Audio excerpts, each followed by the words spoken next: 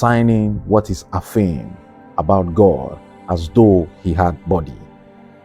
Since we find many terms used symbolically in the scriptures concerning God which are more applicable to that which has body, we should recognize that it is quite impossible for us men, clothed about with this dense covering of flesh, to understand or to speak of the divine and lofty and immaterial energies of the Godhead, except by the use of images and types and symbols derived from our own life.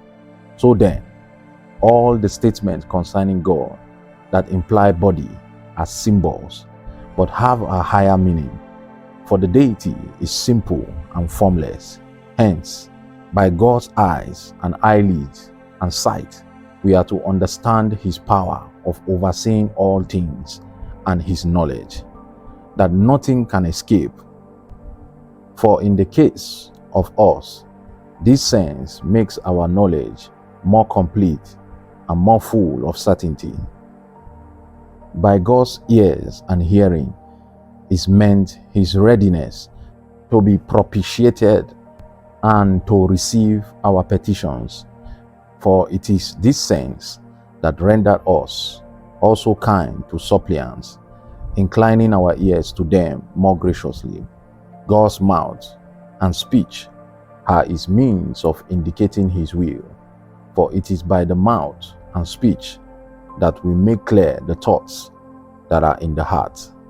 God's food and drink are our concurrents to his will, for we too satisfy the necessities of our natural appetites through the sense of taste.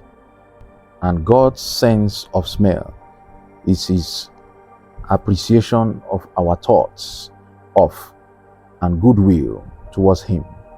For it is through the sense that we appreciate sweet fragrance, and God's countenance is the demonstration and manifestation of himself through his works. For our manifestation is through the countenance, and God's hands means the effectual nature of his energy. For it is with our own hands that we accomplish our most useful and valuable work. And his right hand is his aid in prosperity. For it is the right hand that we also use when making anything of beautiful shape or of great value, or where much strength is required. His handling in his power of accurate discrimination and exertion, even in the minutest and most secret details, for those whom we have handled cannot conceal from us anything within themselves. His feet and walk are his advent and presence, either for the purpose of bringing succor to the needy, or vengeance against enemies, or to perform any other action. For it is by using our feet that we come to arrive at any place. His oath is the unchangeableness of his counsel, for it is by oath that we affirm our compass with one another. His anger or fury are his hatred of and aversions to all wickedness.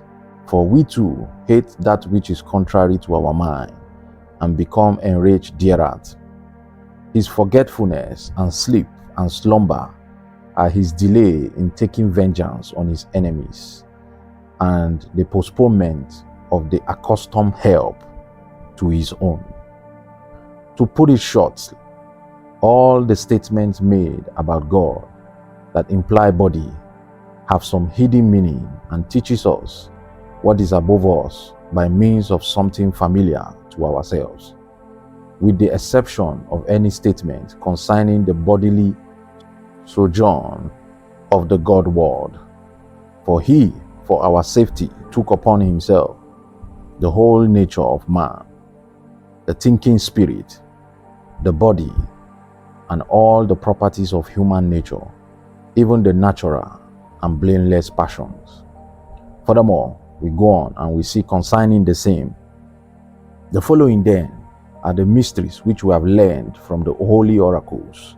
As the divine Dionysius, the Areopagite, said, that God is the cause and beginning of all, the essence of all that have essence, the life of the living, the reason of all rational being, the intellect of all intelligent beings, the recalling and the restoring of those who fall away from him, the renovation and transformation of those that corrupt that which is natural, the holy foundation of those who are toasted in unholiness, the steadfastness of those who have stood firm, the way of those whose course is directed to him, and the hand stretched forth to guide them upwards.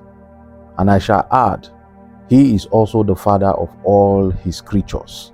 For God, who brought us into being out of nothing, is in a stricter sense our Father than our parents, who have derived both being and begetting from him, the shepherd of those who follow and are tended by him, the radiance of those who are enlightened, the initiation of the initiated, the deification of the deified, the peace of those at discord, the simplicity of those who love simplicity, the unity of those who worship unity, of all beginning the beginning, super essential because above all beginning, and the good revelation of what is hidden, that is, of the knowledge of him, so far as that is lawful for and attainable by each. Furthermore, and this